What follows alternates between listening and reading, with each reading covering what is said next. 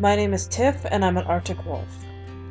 I didn't really awaken, I had more of an aha moment around the age of 16.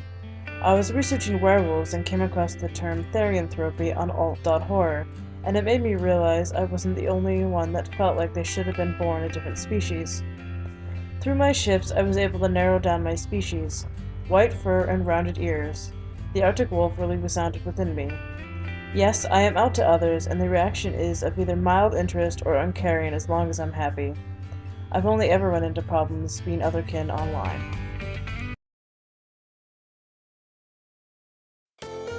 My name is Redfeather, and I'm a red-tailed hawk and peregrine falcon. I knew it was a therian ever since my early 20s or so, except back then I felt I was a Utah raptor dinosaur rather than a bird of prey. I felt this very passionately for years. Not too long ago, after I moved to be with the man who is now my husband, I started realizing that now felt more like a bird than a non-avian dinosaur. This also coincided with time that I spent volunteering for a raptor rehabilitation center. There was a red-tailed hawk there who was a permanent resident. I interacted with her on a regular basis, and seeing her actions and realizing how I felt, I came to realize that I was a red-tailed hawk therian. A few years ago, I came to realize my second theriotype when I started randomly having strong phantom shifts as that theriotype. I decided to observe for a month or so to assess whether it was a second theriotype or some other influence, a cameo shift or something totem related. Towards the end of that period, I came to realize that it indeed felt like myself rather than some other influence, so I accepted that as a second theriotype. I'm not out to a lot of people. The few that I am out to are people I trust and who are also something other than just human. I consider myself pagan, though I don't often call myself religious, though I do call myself spiritual, but that's probably more because of the negative connotations of religion than anything. I guess you could say I incorporate being kin into it, although that's more expressing myself and being who I am than anything. My name is Sage and I'm a kitsune. I was awake at the age of 3 and couldn't figure out why I wasn't being taken seriously by the time preschool started. I started saying to everyone I was a fox and no one took it seriously. It was hardwired into who I am and it never changed even under phases of skepticism and denial. I am out to my grandparents who raised me. In middle school, when I told them, they said I'd always said that, and they wanted to have me put to the mental ward. The psychologist, in turn, told them that therianthropy and other kin were a legitimate spiritual phenomenon, and that it's healthy for folks such as myself who understand it as such, providing we were not crossing into delusions and escapism. I was cleared and declared healthy, intelligent individual with an intensive spiritual aptitude. I have for companionship always sought and found out other like-minded and similar people online, as I was disallowed from public social life growing up due to varying circumstances outside my control.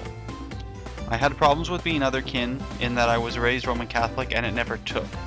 I was asking about life beyond death, as I had memories of times and lives long past, and the church was very devout to the point where they kicked me out in high school for asking if other religions existed and that I'd met a Jewish girl who was very nice.